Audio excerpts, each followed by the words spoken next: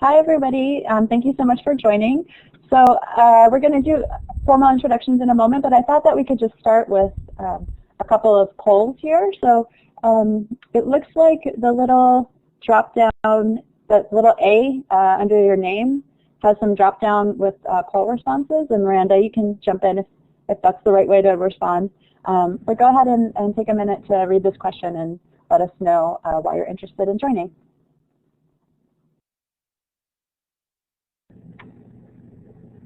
Looks like we have a couple of responses still coming in. Again, that's the fourth icon underneath your name. If you hover your mouse over that icon, you'll see the polling options A through D.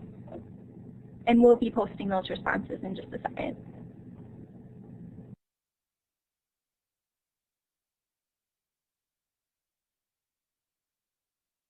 And feel free to type in the chat if you want to elaborate on your answer at all.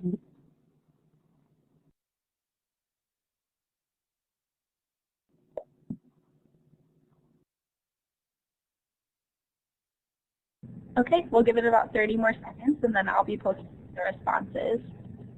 Okay, great.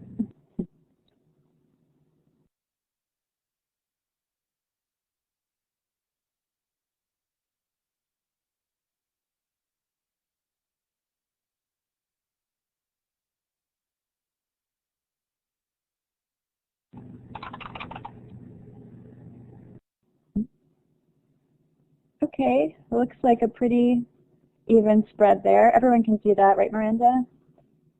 Yep, everyone should be able to see that now. Okay, great. So it looks like none is the front runner. There might be a couple of different options. But B, I'm interested in this career but want to learn more before I decide. And A, definitely want to apply to positions at a community college.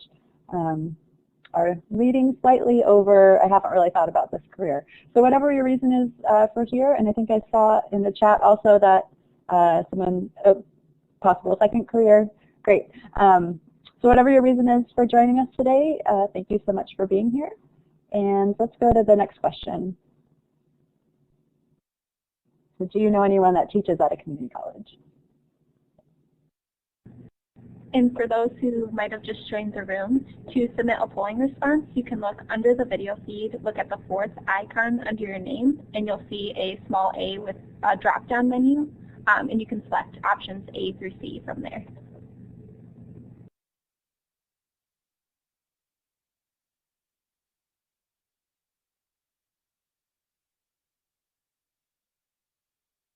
Okay, let's just take a few more seconds, and then Miranda can show us the results.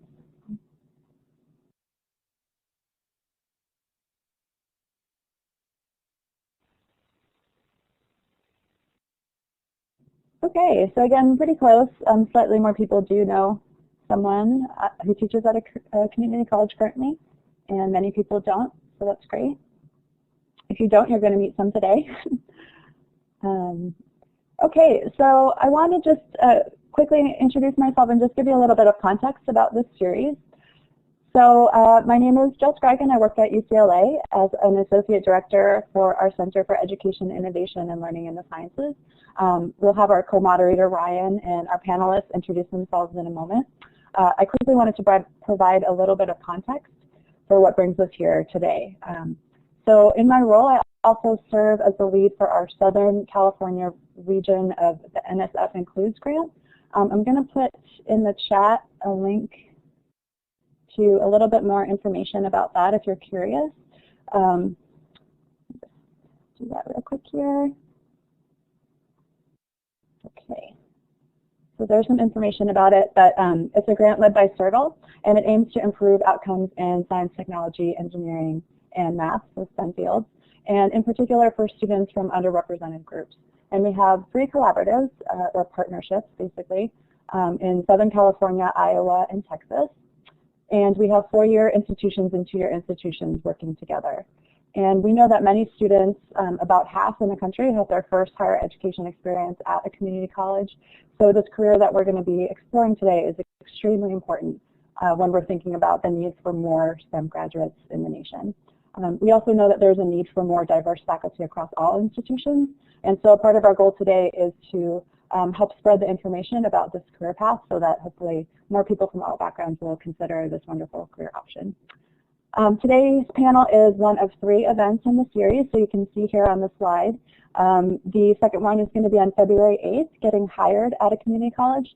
So they'll talk about what to expect if you're going to apply and interview for a position at a community college, and then understanding diversity and inclusive teaching in the community college environment. And the link is there. It looks like it's clickable. If you want to go ahead and sign up for the other 2 events, we would love to have you join those as well. All right, I introduced myself, so I'm going to hand it over to Ryan and then the panelists to go ahead and share a little bit about yourself. Hey, hello, everybody.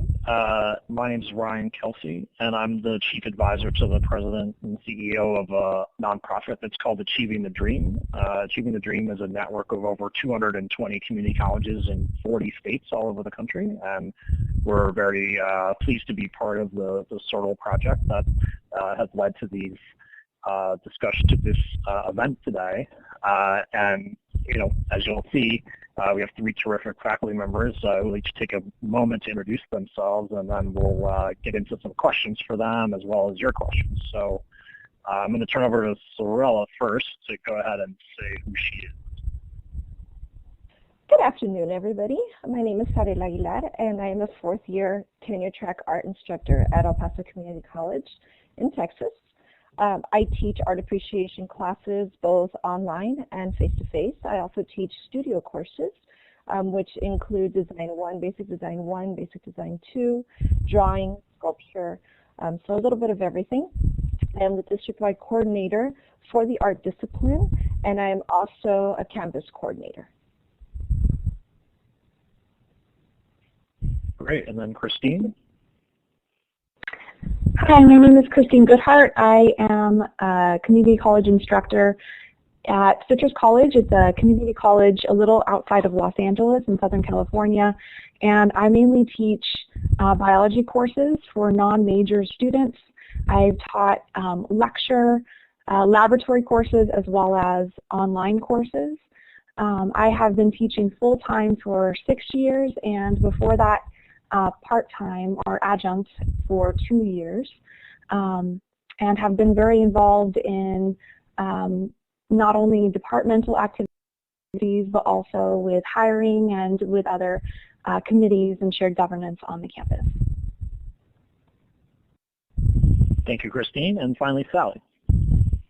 Hello, everyone. I teach at a community college in central Iowa called Marshalltown Community College. We have about 2,000 students. About half of them commute, or a little more than that. I have been teaching for about 30 years. I have been teaching I started as a high school teacher, but I've been teaching here at this community college for 12 years full-time, and I don't know, on and off for a decade prior to that, along with other job experiences while I was being an adjunct. And I teach primarily Anatomy and Physiology 1, Environmental Biology.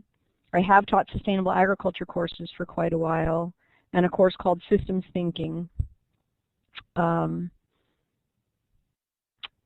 from New York originally, but I've lived in Iowa now for 27 years. All right, thank you, Sally. Jess, was there any more you wanted to say about how the session's going to run today, or should we just get right into some of the initial questions?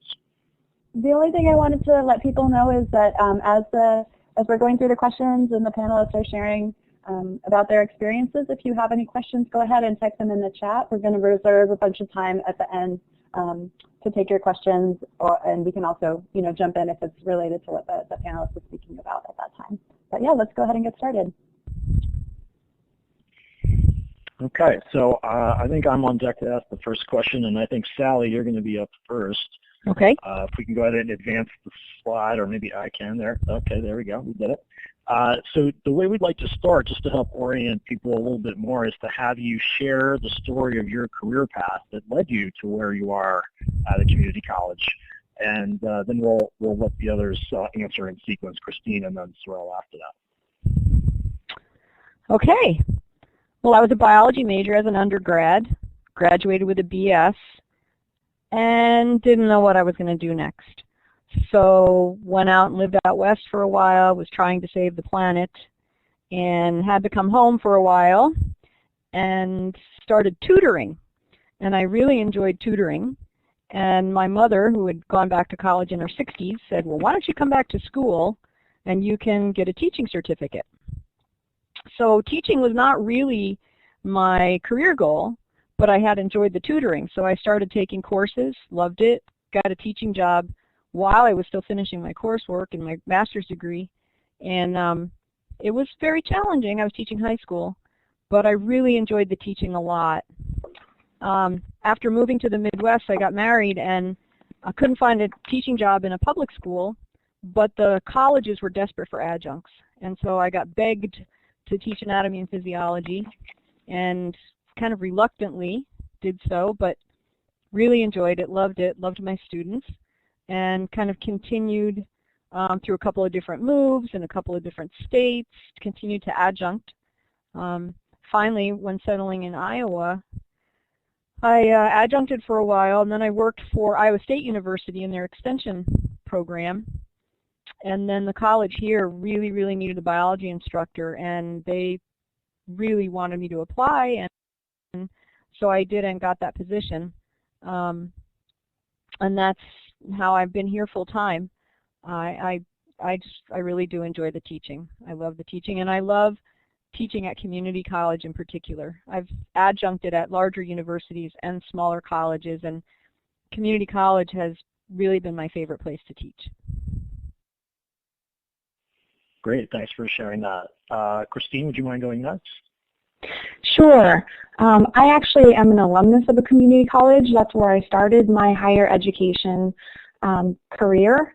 I was at a community college for about 3.5 years, and it was absolutely transformative for me. I really found a love for learning. I enjoyed the small class sizes. I really had excellent instructors. There was a lot of student interaction, and so I really enjoyed my experience there. And then I went on to finish, I transferred to Cal State Fullerton, and I finished my bachelor's degree there in biology. And then I didn't quite know what to do, so I went to graduate school at UC Irvine. And while I was there, I taught as a teacher's assistant and fell in love, and pretty much knew immediately that I wanted to teach, and that I wanted to teach at a community college, because at that point I had been a student at a community college at a Cal State, a state university, and at a University of California. And of all of those different environments, I truly enjoyed and loved and wanted to be in the community college environment. So I was laser focused on teaching at a community college, and part of that process is being an adjunct. It's very typical for people to adjunct usually at multiple schools before they are offered a full-time position. So I adjunct at a number of different community colleges in the region, and then eventually was hired full-time at my current institution at Citrus College. So I always knew, ever since I knew that I wanted to teach at a community college. It's truly just a gem, a well-kept secret, how wonderful of an environment it is.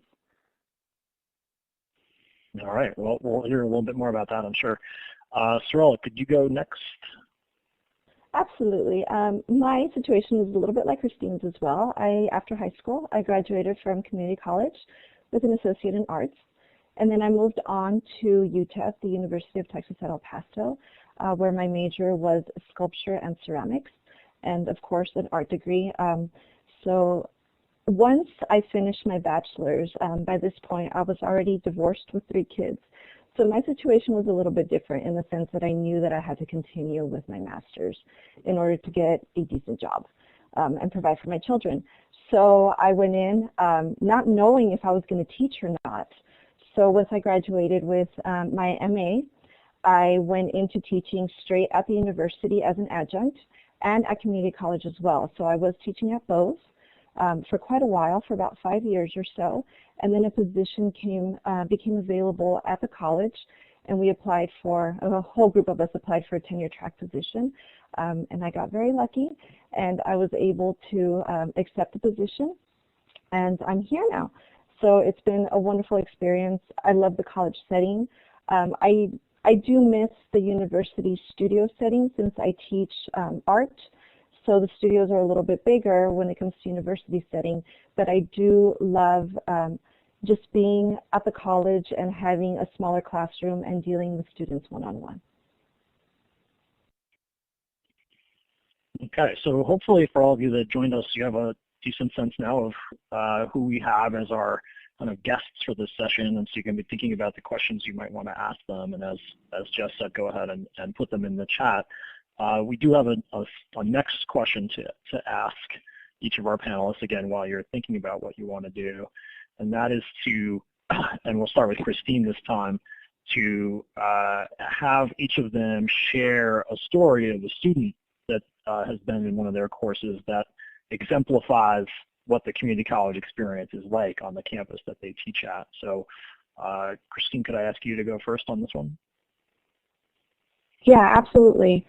First of all, there is no typical community college student, so I'm just going to give an example of one of my students that has really stood out to me that I think exemplifies the opportunities and what could be from the experience at a community college, but our students are extremely variable.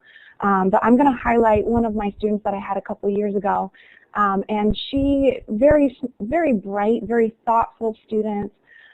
She had just come back from NYU. She had been there for 1 year, but was not doing very well, just wasn't able to continue on at NYU for multiple reasons.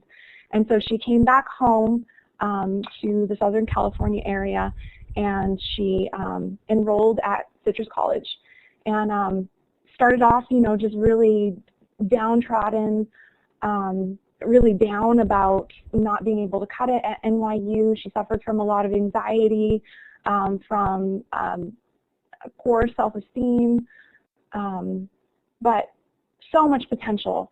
And she really blossomed in the small classroom size and environments of the community college. We do a lot of student interactive activities, and so she really got a lot out of working with her peers. She really overcame her anxiety, her social anxiety, and realized that she could do it, gained a lot of confidence. She took advantage of some of the opportunities that we had at the college for summer research, and she just recently transferred to a 4-year university, and she's doing great. Super. So that's great. I'm really glad that you mentioned the fact that there's no typical student. That's certainly not what we meant with the question.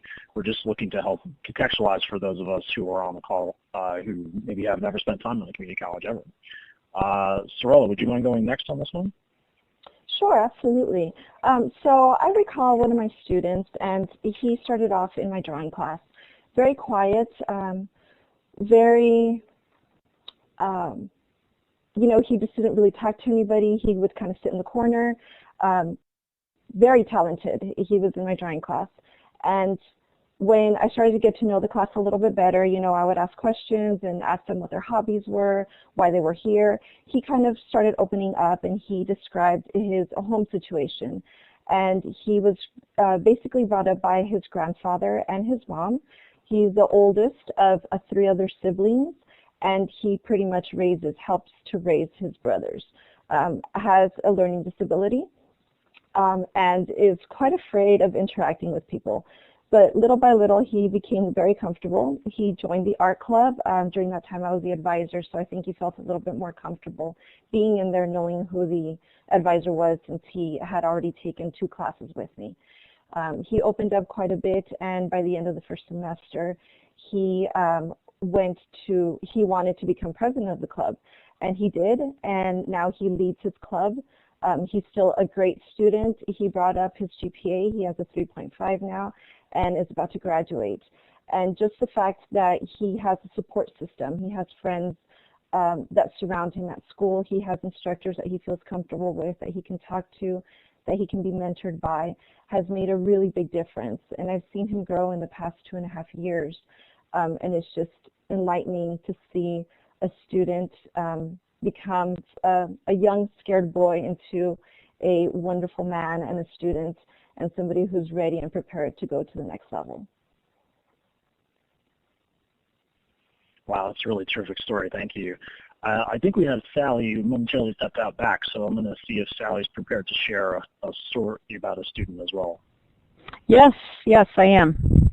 Well, I think one of the things that I like the most about the community college classes that I have in the student body is the tremendous diversity among students, not only in terms of ethnic experience or race, religion, gender, sex preferences, but also the types of backgrounds are so broad, and people with disabilities, people with, the range is just very broad. And I have, exceptional high school students who are starting college classes early in order to get a jump start on going on with their degree, all the way to people who are returning to college that dropped out of high school and never really went back to school, got their GED through a local program or online, and this is the first time really they've ever been in college, and they're terrified. And so it's just such an interesting experience to see all the people in these classes melding together. I had a woman, I think the thing that's impressed me the most over the last few years has been how many people I have noticed have learning disabilities that probably were never really diagnosed and never recognized, and contributed to them not being successful in school in their past. And we have been more successful in helping them to identify, well, here are some things that were presenting obstacles to your learning. A lot of these people think they're stupid, and they don't realize that they're just wired differently or have a different way of learning, that there are some tools that can help them. And I had a woman who was in class, and she was in her 40s and really, really wanted to go into teaching.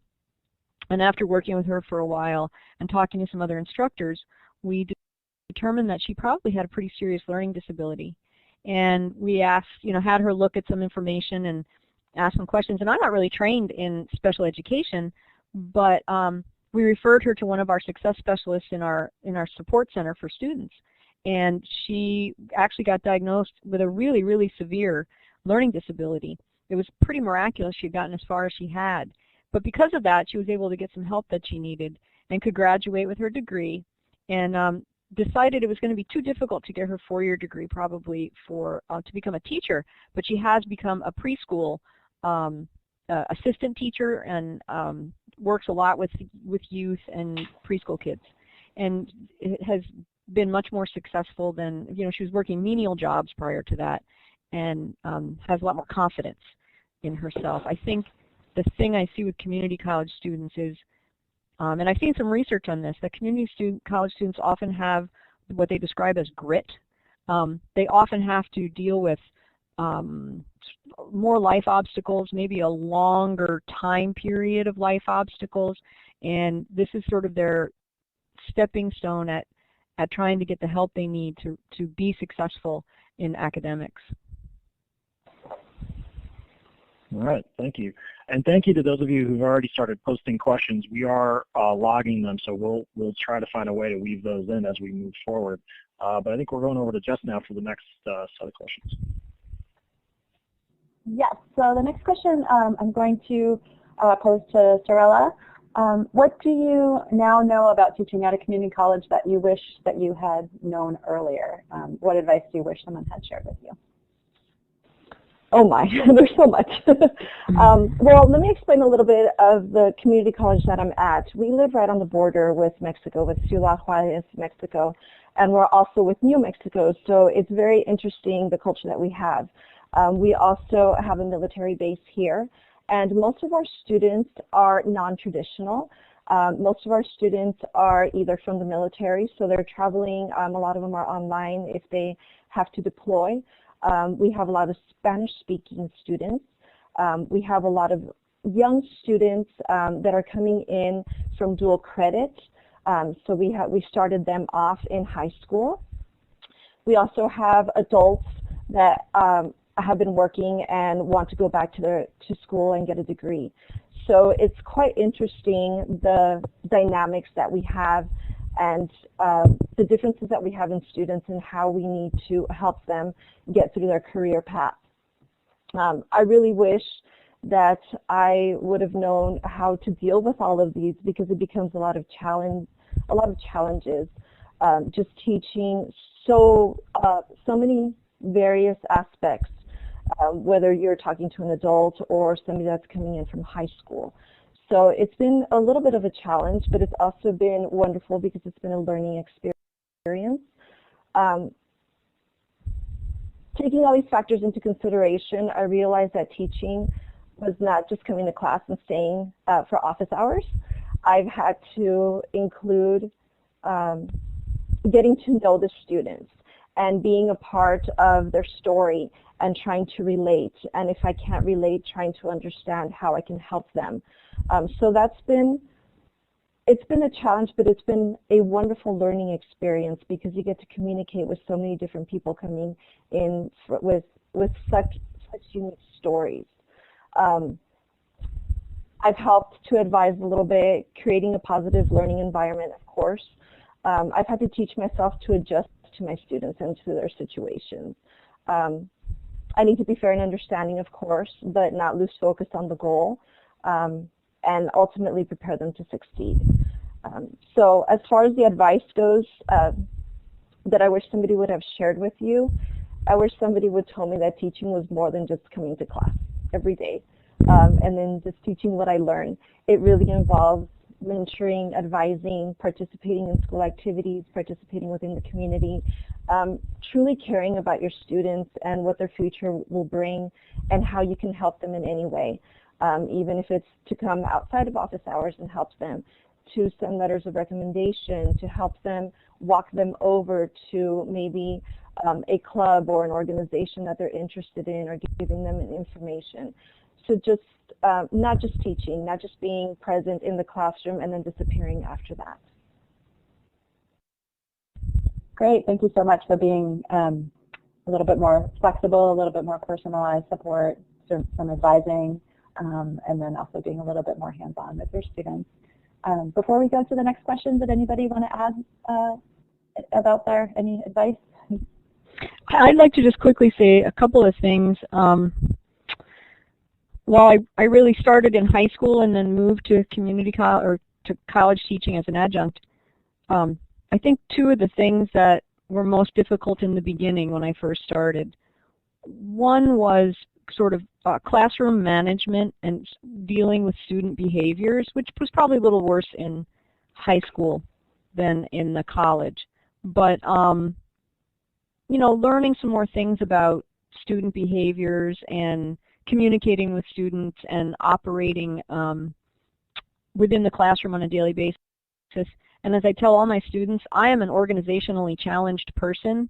So if you're not particularly organized, talk to someone who's really good at attendance and the little nitty-gritty paperwork things that day-to-day make teaching a little easier.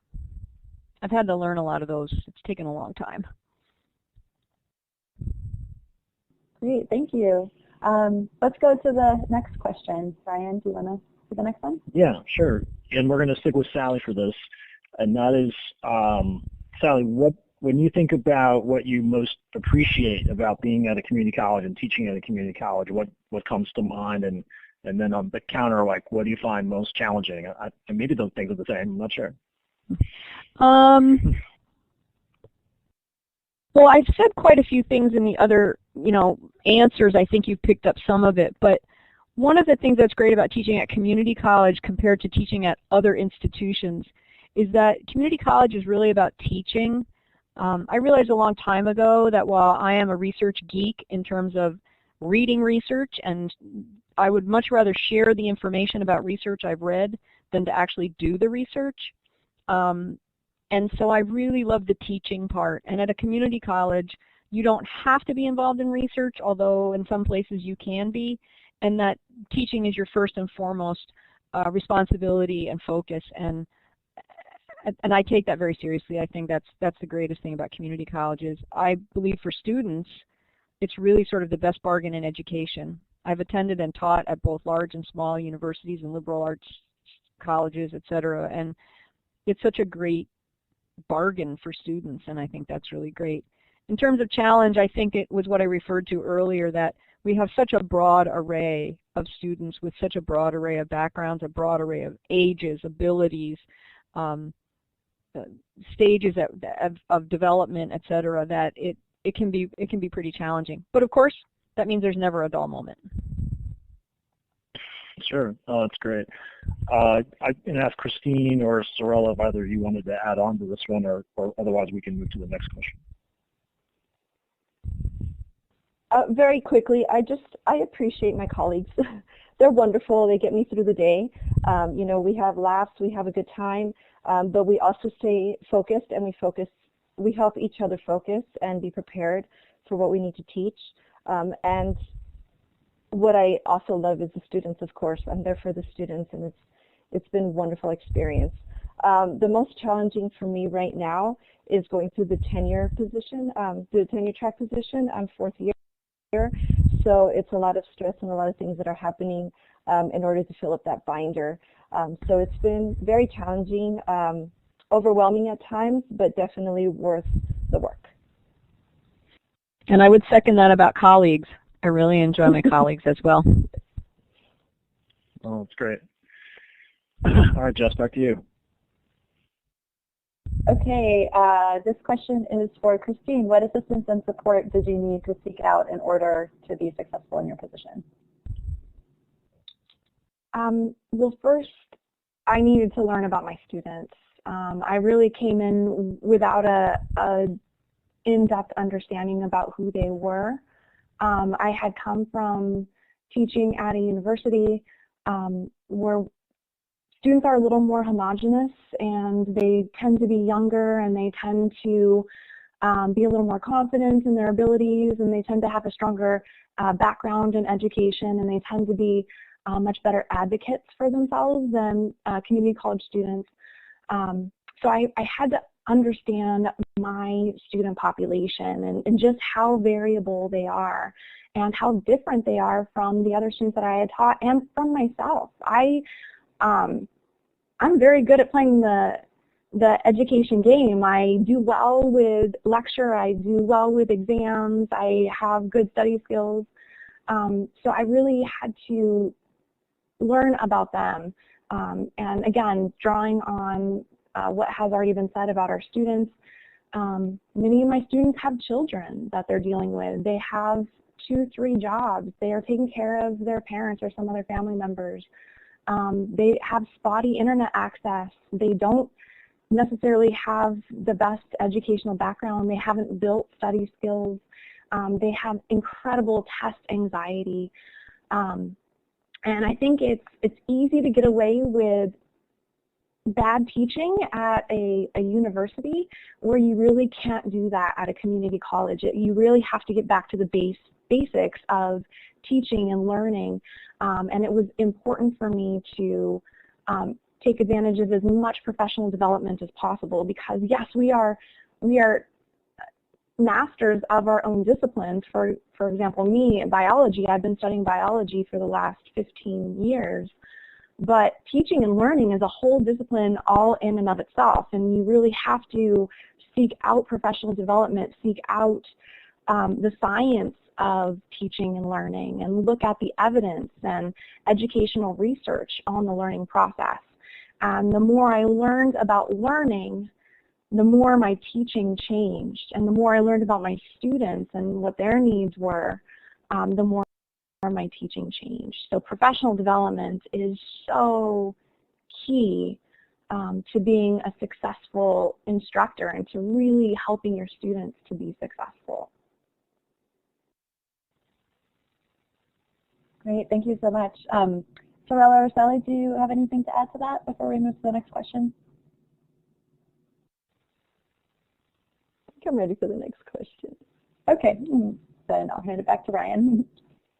Okay, yeah. So next, we have a question for Sorrell to say, what is something you thought was true about teaching at community college that ended up not being true? Our point here is to try to debunk some myths that might be out there. Well, it's kind of funny. Ironically enough, I did go to community college and did get my associates. But once you start teaching, you kind of come in with a completely different attitude. And when I started teaching at a community college, I really thought that it was an extension of high school. You know, I thought I was going to be teaching the 13th grade, so to speak. And of course, I quickly realized that was not the case. I guess I came into the notion thinking that the teachers somehow needed to make their courses easier because it is a college, and that our expectations to our students needed to be lowered. And of course, that is not the case. I quickly realized that if anything, we have the task of setting the foundation for students to succeed and continue in higher education. As a college instructor, we are the first people students interact with and the first people that they start becoming comfortable with. And we need to continue that with the students so they learn and in a better environment and they feel comfortable and they want to continue what they are doing. We immediately need to set standards and expectations and create a positive learning environment. We also need to be their mentors and encourage them to continue their education. That's super, so important. Other myths from our other panelists that you guys might want to offer or debunk for us? Well, let's just do a little bit on what Sarila was saying, that the assumption that community college is less rigorous in some regards, possibly. What I have discovered is the content, the degree to which I expect my students to understand things isn't different, but the way that I may need to teach it in order to make it more understandable, I think, is what's really different about community college, because a lot of people come in with little to no experience, few study skills. So I spend a lot of time trying to teach my students how to be a lifelong learner, how to be a good student. And I think that it seems different from regular college, but in some ways I think my community college students are coming out understanding things better and in more depth rather than just in terms of a huge volume of information. I just have one other myth that I want to debunk, and that's that a lot of people think that there is no research that's done at a community college, and that is definitely not true, and more so that is changing over time, where we are able to do a lot of really important research in our classes, not only outside of our classes. For example, we have a summer research experience program at Citrus College where we send about 50 students to other nearby universities to do cutting-edge research during the summer, but we also do this in our classrooms. We have class-based research experiences for them. And then there's also opportunities for faculty to get involved in research if you desire. You don't have to, but you can. I've been able to do some biology education research and have been able to publish some papers in peer-reviewed journal articles in journals since I've taught at a community college. And then you can also partner with other faculty at four-year universities to work on different research projects. So research can definitely be a component of your faculty experience.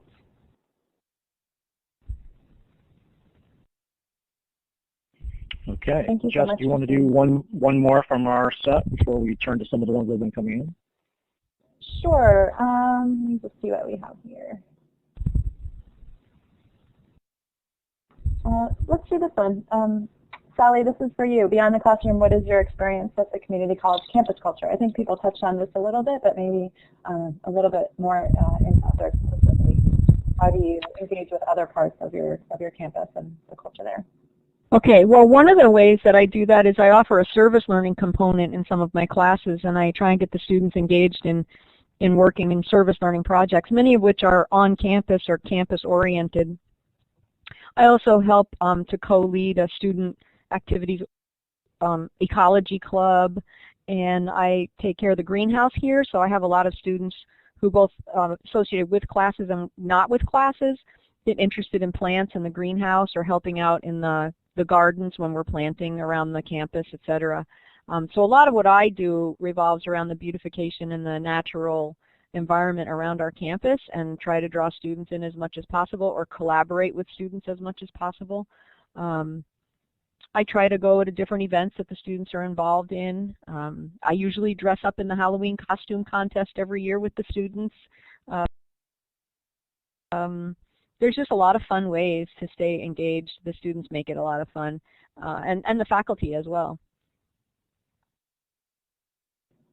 Just to follow up on that, do you, because there is the word community in community college, do you feel like there is more of an emphasis on community than there might be at a four-year university?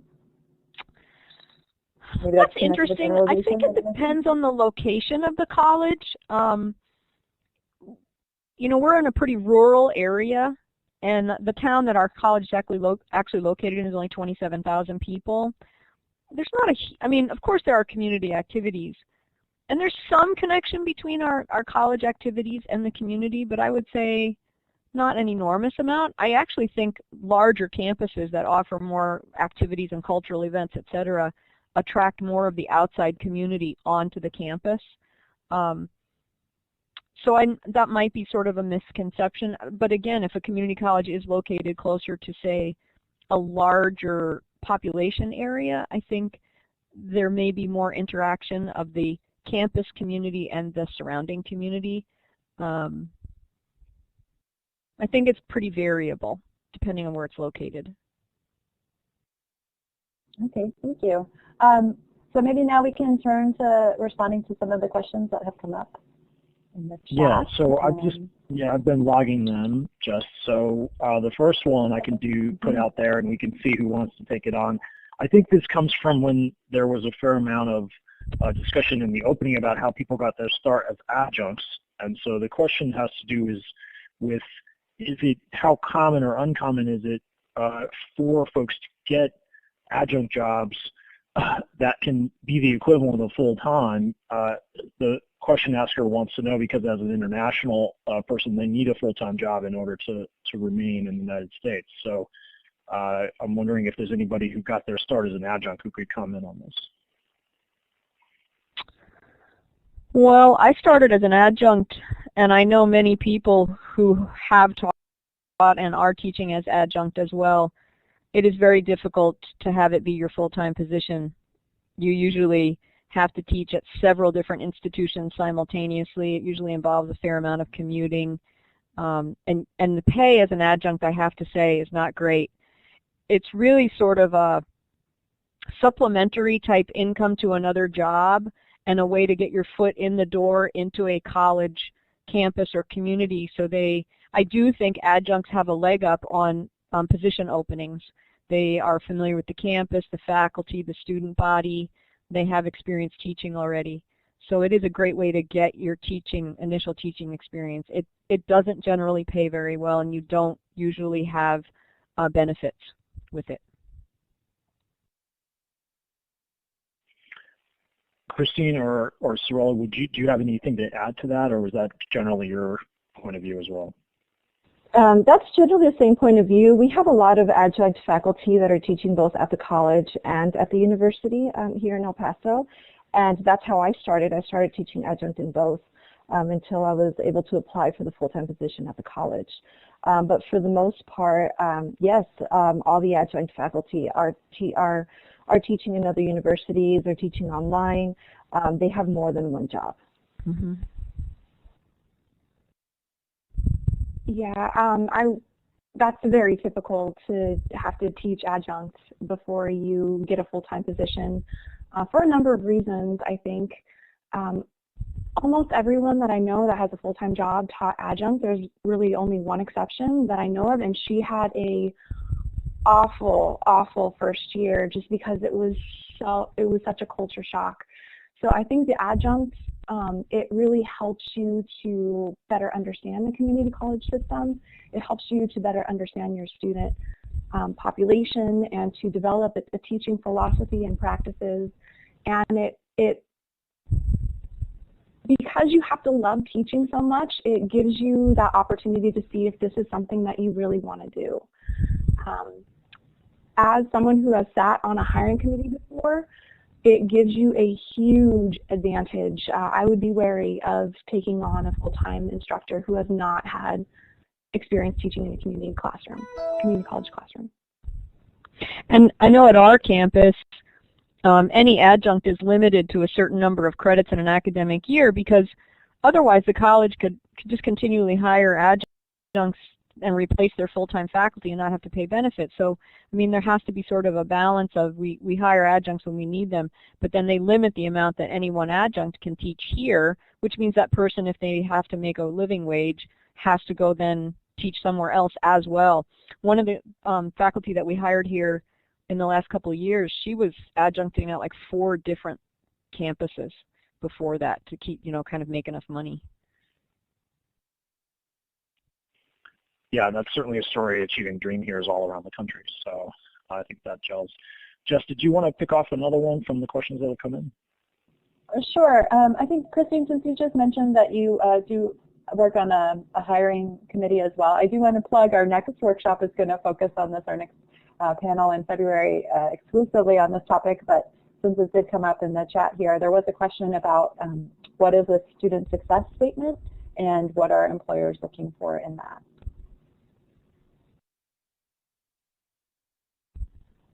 Christine, do you want to respond to that one? I honestly, I don't quite know what a student success statement is, but I will say that if you apply to a community, it's a very different process than anywhere else. You have to take a look at the call and you have to make sure that you respond to exactly what that job call is asking for. If you leave anything out, you won't get an interview. Anyone that is interested in applying for a community college position full-time, I highly recommend that you sit on the next workshop because there's so much that's different about getting a job anywhere else that we can't even explain it right now in this time. I highly recommend the next workshop. Okay, so another one that came in, we've touched on somewhat, but I'm wondering if there's any more elaboration that can be done, and that's for, again, there's a lot of folks on this webinar today who have taught at university, but they're wondering about how the environment is different at the community college, how the attitudes of the students are different. So I'm wondering if somebody might want to share a little bit more. Maybe you didn't get a chance to share this in one of your earlier questions.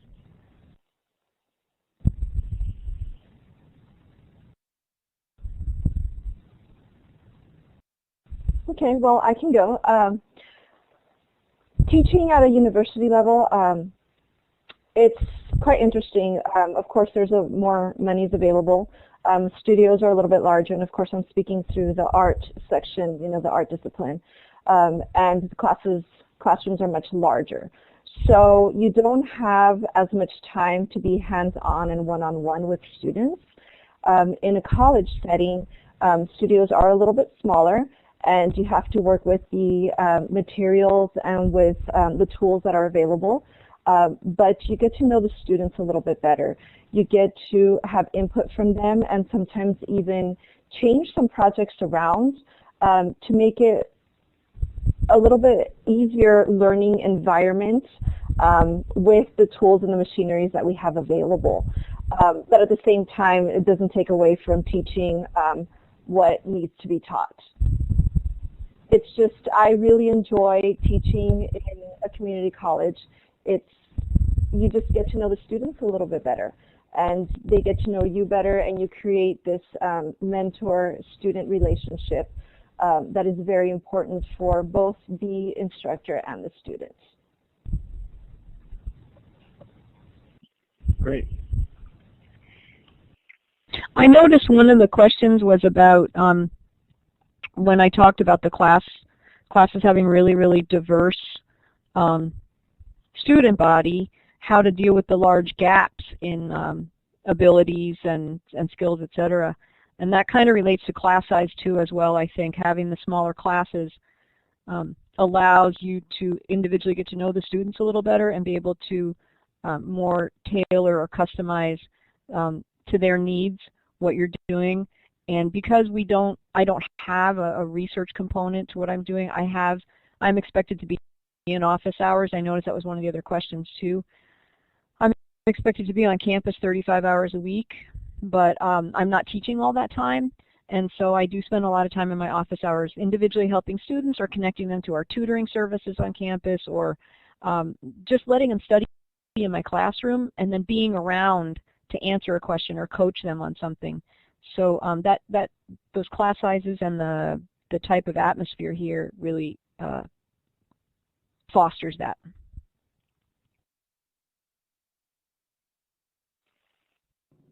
There's another question here. Is research and literature review and browsing research articles a part of at community college classes? And I'm going to hypothesize that maybe part of that question too is about the rigor of the classes. Does somebody want to speak to that? It's very much a part of my classes. I spend a lot of time trying to, it's kind of funny because I was teaching students how to recognize fake science before fake news became a big thing. So I've been doing that for over a decade. And it's very important to me that students, when they're inundated with all this information, learn how to find and recognize good science, peer-reviewed journals, how to read and interpret more complex information and things like that, learn how to cite properly, how to make sure that they're not plagiarizing and things like that. It's very important here. Yeah, also in my classes I incorporate that, but of course it's got to be scaffolded. I mean, I still have problems reading literature, and it's really difficult.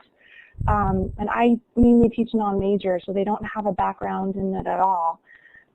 So it's got to be scaffolded in a way that actually helps them. But in one of my courses, I had a semester-long research experience that the students went through, and that was definitely part of it, doing their own background research and coming up with a study design and implementing that study design and then applying it to previous research.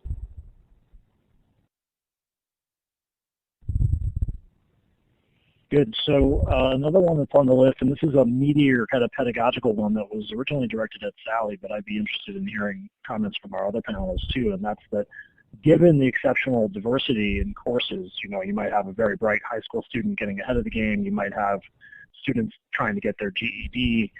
As an instructor, I imagine that puts some pressure on you to think about how you're going to meet those differential needs. I'm wondering, the question asker says, how do you reduce the gap knowing that some are really fast to learn and some take more time? Well, the nice thing about community college, it is a smaller setting, so you do have, the classes are a little bit smaller, and you get to work with students one-on-one. My situation is a little bit different since I do teach art, so it's mostly hands-on. So staying after class during open lab hours and helping them out, or for art appreciation classes, sitting down with them during office hours or before class or after class and asking them, what questions do you have? Did you understand what we were talking about? Let me give you a little bit more feedback, and just giving them maybe further explanations, and being very clear about what expectations you have in the classroom, and also asking them if they have any questions, if they need any help. You can also bring in another instructor because each student learns differently. We have hands-on, we have readings, we have slides, we have videos. I also incorporate games in my classroom, and I try to cover most of those on a weekly basis. So I'm hoping that each student, even if they don't grasp something while I'm doing the PowerPoint presentations, they can grasp it in the reading or during group projects or through the video that I'm showing. So just making sure that you have that you're very consistent and you're aware of where students are and try to help them in any way possible and try to learn what their learning methodologies are and apply that to them. 3 quick simple things that I do. One is to identify the different resources the college has that can provide outside help to them, like our Success Center, our computer labs, and our library services, et cetera, and our mental health support. Another one is trying to encourage or foster students to form study groups so they can help one another. And I often individually speak with my students that are exceptionally doing well and encourage them to please teach other students and help other students, because you only learn it better when you're teaching it. I mean, you learn it the best and remember it the most when you teach it. And so engaging those students who are doing really well to kind of share what is working for them with the other students, and often my more exceptional students really bring along and coach along some of those other students.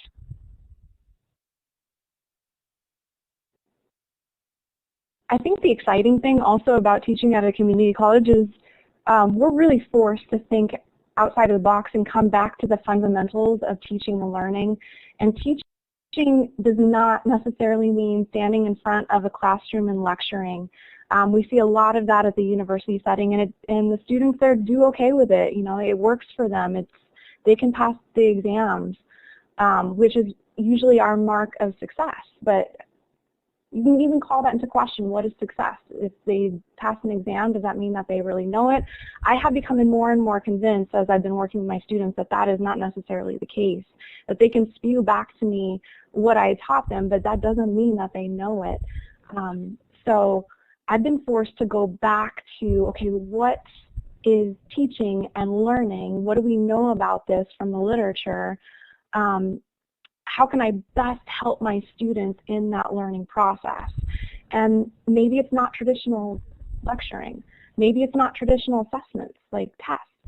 Maybe it's reframing the teaching and learning process to make it very interactive, to focus on the things that the students can relate to more, to give them assessments that they can actually be successful on and are going to show that they meet our goals. And this is, I think, one of the most exciting things about community college. It forces you to expand your understanding of teaching and learning and to continually revise and experiment and figure out what are the best ways to get my students to my goals. I want to come to be in your class, Christine. Right. Thank you. We have a couple more questions rolling in. Thank you so much for those responses. There's a comment here. How does the fact that most community college students are commuters impact teaching and learning? I'm curious if this varies by the location as well, in terms of how far they're commuting, or what is your experience with that? Sally, well, do you want to start? Students. Oh, sorry. Go ahead. I'll Okay, very quickly. My students, a lot of them cross the border on a daily basis. So wow. They are traveling internationally every day, and the bridge takes quite a while. So some of them leave at 5 o'clock in the morning to make it to the 8 o'clock class. And, you know, there's always problems, there's situations, the government shuts down, you know, so and so forth, tire blows out. You just have to be a little bit compassionate and understanding. As long as you're being fair to everybody and you give everybody the same opportunity, that's kind of how I deal with it on a personal level.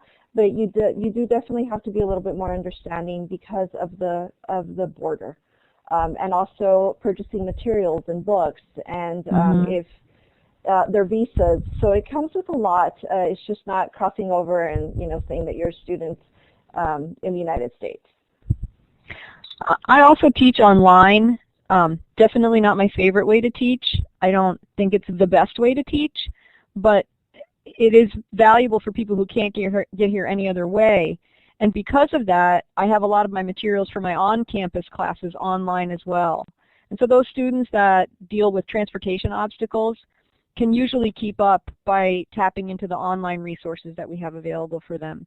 And I try to make those available for people that I have a lot of students who will have transportation issues, you know, no car, carpooling, or they're getting divorced in the middle of the semester and they have to move and, you know, are farther away, and there's all kinds of obstacles that these students face. And I find that the online resources can really be helpful for them.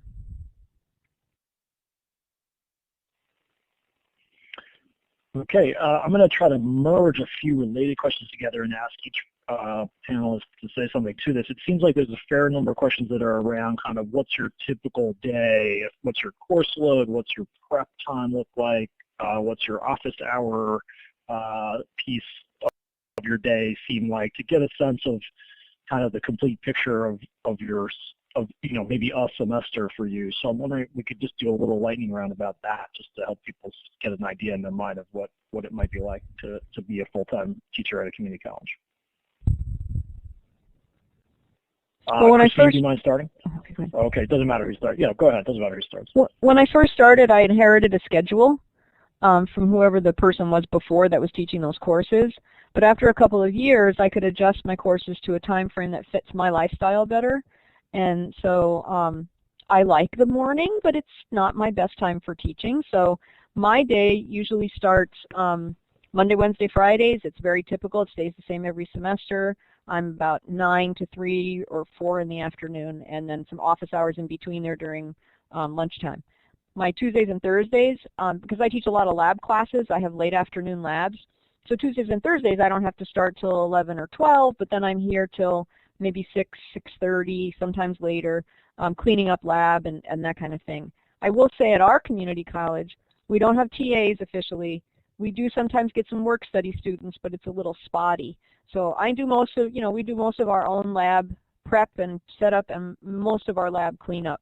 So that does take more time than, say, at a facility where you'd have help with that. But we are given some more time, so, you know, we have it. And I can recruit some of my students who might be here for some extra help to give me a hand doing some dishes while I teach them a lesson on, you know, cell transport or something. So my semester is pretty amazing. I'm actually only teaching Tuesdays and Thursdays right now. That's not usually the case, but I'm there from 8 o'clock in the morning till 5 o'clock in the afternoon on Tuesdays and Thursdays. Office hours all day on Wednesday, and then I do have virtual hours on Mondays and Fridays because I do teach online courses as well. So even though I'm only at school, supposed to be at school on Tuesdays and Thursdays and office hours on Wednesdays, I'm there all week.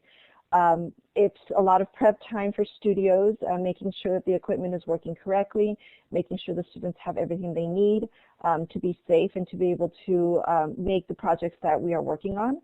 As far as online goes, I need to make sure that everything is open and the dates are set and they have announcements and they know exactly where they're at and what they need to be learning. In addition to that, I do have a few non-instructional assignments. So it depends how much you teach and how many non-instructional assignments you have. You are required to do between 10 and 12 office hours. So for my non-instructional assignments, I help with the SLOs. I'm also in charge of having the student art show that is done once a year, and the faculty show. So it's a lot of work. It's a lot of work and always there. It's home away from home. Yeah, I would say probably in the classroom is the least amount of time that I spend on any given activity. If you're going to teach at a community college, you have to love it because it is all-encompassing. I'm working on the weekends to prep and to think about how I'm going to present something, my classroom experience. I'm reviewing what I've done in the past and reflecting on it. I'm grading. I'm doing professional development. I'm meeting with students outside of class. I'm doing other departmental and division campus-wide activities. It's all encompassing. You have to be all in. It's not something that you just go and you do your 9 to 5 and you come home. It's not like that. No teaching is like that. Teaching is with you always.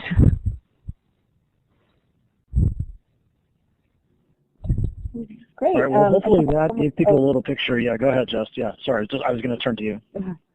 I was just going to go to the next question. So yeah, thank you for sharing that. Oh, I do have a question actually. Is it true that in community college positions that there's not required teaching in the summer? That's true at my college. Teaching in the summer is not required. I have taught every summer that I've been here to make some extra money, and then I'm paid at adjunct rate when I teach outside the normal academic semester. So the same goes for our college. You're not required to teach in the summer, and when you do get paid as an adjunct. Yeah, pretty much the same thing. We have summer and winter sessions that are optional. I used to teach them until I figured I need a break or I'm going to go insane, just because, again, it's all-encompassing. But it's optional, so you can work year-round, or it could be an eight-month job with 4 months off. And I do teach only part of the summer, so I do get about 6 weeks in the summer off. Great, thank you. I thought that was an important perk to mention. There's a couple of questions about how you're assessed at a community college. So is it based on student feedback, on grades, the number of courses that you teach? Sarila mentioned the tenure track process. So what goes into that process? So who would like to start? Sally, do you want to start with that? Okay, well, that is one thing that I have seen change over the years that I've been here. Every new administrator, there's a new kind of assessment, or every new strategic plan, there's a new kind of assessment. It's usually some combination of looking at student course evaluations. I will have an administrator, my dean will come in and observe classes each year and meet with me and talk about how it went. There isn't like a hard, at our college we don't have a tenure track situation, and there isn't like a hard set of criteria that, you know, you have to meet this criteria in order to stay or to teach. But we are expected, you know, to be here a certain number of hours a week and to carry a teaching load of 30 hours per academic year. And we are expected to create what's called a professional development plan. And my professional development plan, I identify certain things that I want to work on to improve my teaching, my interaction as a professional, my interaction with the college, campus, community, etc. And then we turn those in every year, every 2 years, and then we evaluate how we're doing on them in the interim year. And that's all I can think of right now that they're doing for assessment. We are not assessed too rigorously. We have a 4-year tenure process, but essentially if you are hired again after the first year, if you get a second-year contract, you're gonna make it. You're gonna get tenure. And actually, we don't have to do anything for tenure. I was granted tenure after I was there for 4 years, so I think it varies quite a bit from school to school. But we have an incredible amount of academic freedom. So we do go through evaluations every year for the first 4 years, and then every 3 years after that. But it's really a formality. It's to, you know, for them to tell us what they think we're doing well and what we might need to improve on. But we have just an incredible amount of academic freedom in what we want to do. Christine, can I move over to your college? Yeah. My situation is a little bit different. Sure, yeah, go ahead. For us, I'm sorry. For us, we are evaluated by our dean once a year. After teaching for 5 years, then it moves on to every 2 years, unless you're in the tenure process. Then you do get evaluated every year. We also have student evaluations where students evaluate the instructor as well. And the tenure track evaluation, the whole process, it takes 5 years to complete. And you have to turn in a 3-inch binder with everything you've done, from anything that you've done at the college, from volunteer work to teaching to non-instructional assignments. and then, of course, working outside and in the community and volunteering and doing things there. And that's very general. There's actually a really long list of requirements that you have to have. And then it also requires you to meet with the vice president of the college. The dean meets on your behalf as well. You do have a couple of committees that will support you and look at your binder. So that's a whole other webinar. It's a really long process. Gosh, sorry about that. It's well worth it. Just need to get to the 5th year. You'll do it. Thank you. Okay, I think the next one is when it comes to funding for your classroom. Someone's curious to hear perspectives. If, for example, they wanted to do a research experience and they might need some funding for supplies or equipment. How does that request process work? How does one go about getting the budget that you need to do the classroom the way you want to do it? Well, at our college, I teach sciences, and so at our college, students that sign up for lab courses are assessed a laboratory fee, and those go into our budget. And so we have, it's a reasonable budget. I mean, none of us have really suffered without equipment or the things that we really want or need in order to do our lab classes and that kind of thing. So it has not been a really terrible issue for us yet. We have been experiencing in Iowa, as in probably in a lot of places, a lot of budget cutting at the state level. So each year for the last few years we've faced budget cuts and had to cut our budgets back. But. Any other perspectives on that one? Yeah, you might have to get a little creative depending on what you want to do. There's a lot of grants out there. Many colleges have their own foundation that can grant different amounts of money depending on what project you have. I know that the department sometimes has a little bit of money every year that can be divvied out, so if you can make a case to your dean or chair or whatever for why that project is going to improve student success and completion, then you might be successful in getting some money. But you got to be a little creative.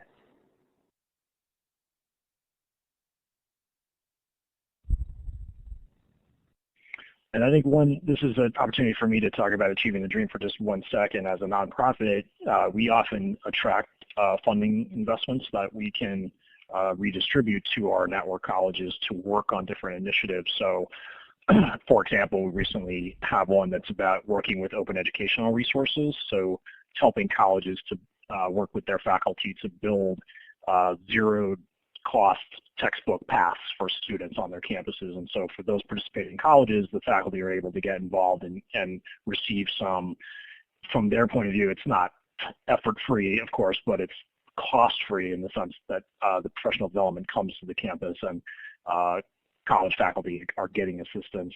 Similar with an adjunct engagement project, and those kind of things will come around from time to time for some of our colleges. So there are, as Christine was saying, kind of other creative things you can do if you are in a tight budget environment for classroom practice.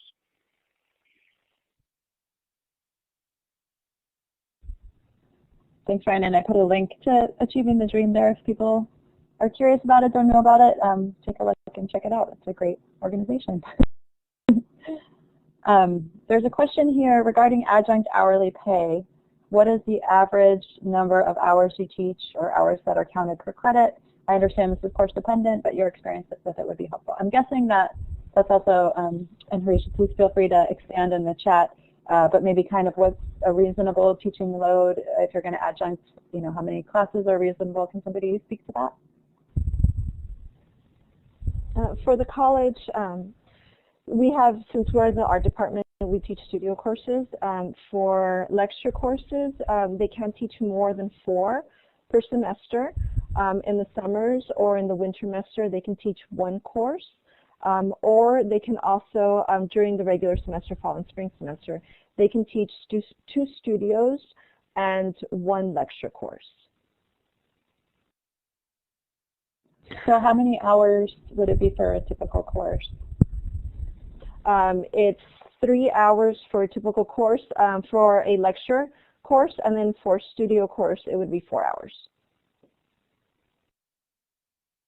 So it'll be similar hours to our, lectures would be 3-credit courses, and courses with laboratory would be 4 credits. They'd actually be 5 hours of contact time for 4 credits. And adjuncts can really only do, I believe they're still limited to 12 credit hours per academic session, per academic year, and then they can teach in the summer or in the winter interim as well. So an adjunct couldn't be teaching more than, say, between 5 and 10 hours each semester. And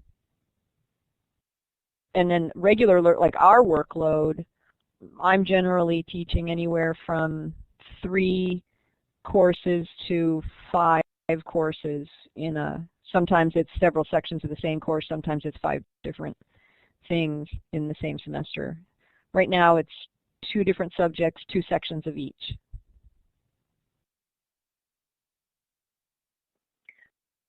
Yeah, at our institution, adjuncts can only teach 3 courses during the semesters and 1 course during winter and summer. And so adjuncts are typically when I was an adjunct faculty member, I was at 4 colleges at one point. I know one of our adjuncts, he's teaching 12 courses amongst 5 different colleges. It's that word reasonable, I think it varies from person to person on how much they can actually do. But yeah, you're limited in the amount of courses that you can teach at any institution.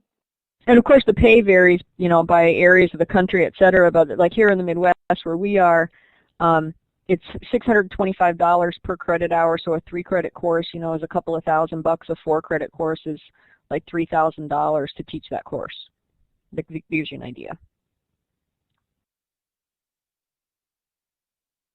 I do want to mention, in addition to adjuncting as a way to get your foot in the door, that there are, here in Los Angeles, there are a couple internship programs for graduate students to do an internship at a community college. Here at UCLA, we have something called Uplift, which is an internship. Well, that's at the Cal States, which are 4-year universities. But there's also something called Project Match, which is an internship program.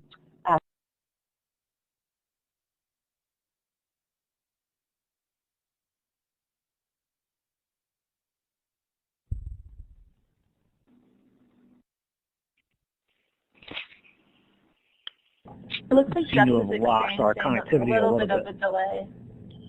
Yep, that should resolve. Yeah, all right, so we can come back. Yeah, we'll come back to her as soon as she's ready. What I was thinking of doing at this point, since I believe we've covered the majority of questions that have come in, is just ask each of our panelists if they wouldn't mind sharing something they didn't get a chance to share because it didn't come up. If there was anything that you really wanted this audience to hear that we didn't get a chance to ask you about it, kind of a take-home message, if you will, for our audience.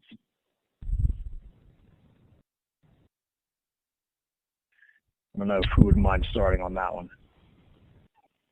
I feel like I've had a chance to say most of what I'd like to get across to people. If you really are interested in teaching, it's a great place to teach, and it's just a great atmosphere. So I highly recommend it. Yeah, I have 3 things I just want to. What about Christine? Yeah, yeah, I have please, 3 things I want to reiterate. You gotta love to teach if you're going to be at a community college. You have to love to teach. That is your primary role. Secondly, learn about your students. They most likely are not like you. They're very diverse. Learn about them so that you can best reach them, and help them meet your goals.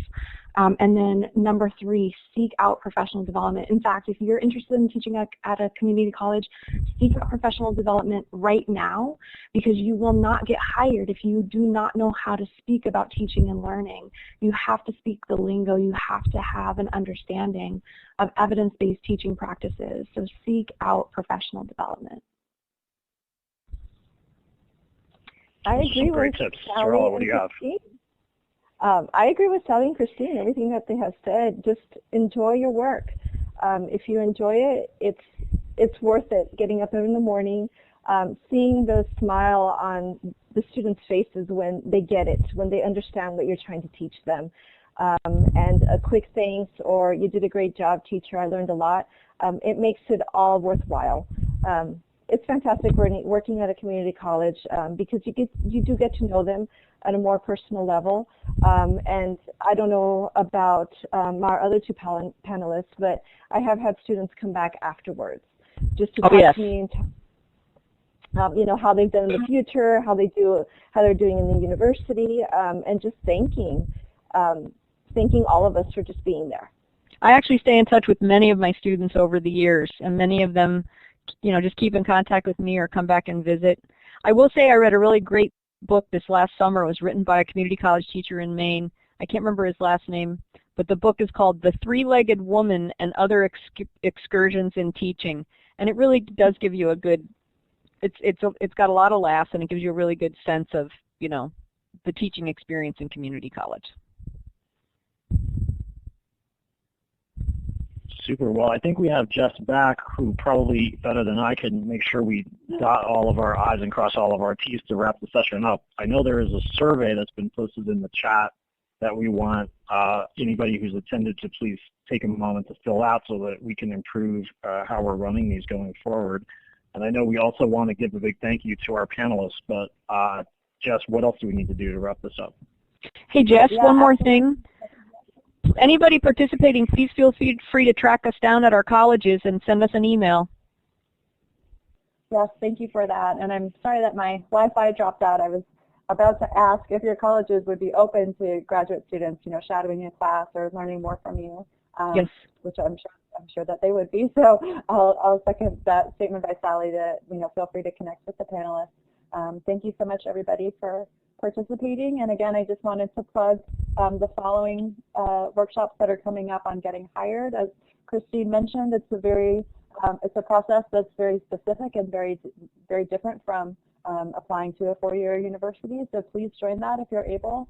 And then the last one as well on the 26th about understanding the diversity and inclusive teaching in the community college environment. So again, about the breadth of students that are attending community colleges and what you might want to know and some tips and strategies for that environment. So thank you so much. And I see Miranda posted the link to those if you want to go ahead and register. I guess I can stick around if there's any other questions, but I guess just thank you, panelists. Thanks. Good luck, everybody. Thank you. Bye-bye. Thank you. Thank you. Yep, thanks for joining us today. And then if you could just take a minute to fill out our post-event survey, we really appreciate it. And then please join us for our next event coming up on February 8th. Thanks, everyone.